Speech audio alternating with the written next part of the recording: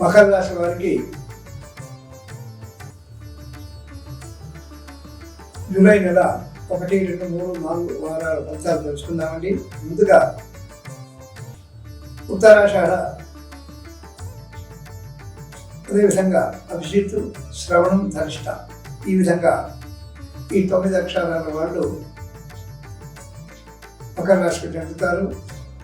ఈ ఉత్తరాషాఢ నక్షత్రంలో పుట్టినటువంటి వాళ్ళు అందరికీ ఇష్టంగా ఉంటారు.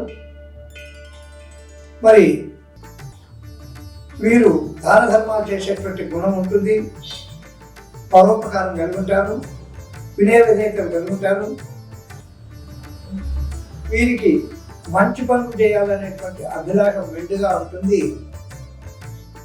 ఈ ఉత్తరాషాఢ నక్షత్రం వాళ్ళకు. శ్రవణ నక్షత్రం పుట్టినటువంటి వాళ్ళు దాన ధర్మాలు కలిగినటువంటి వాళ్ళు.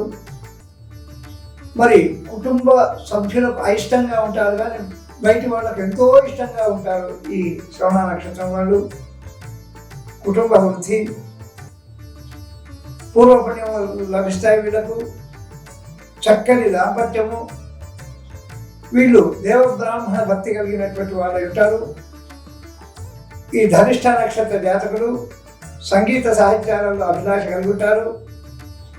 వీరికి ధనం పైన, కీర్తి ప్రతిష్టల పైన ఎక్కువ మక్కువగా ఉంటుంది.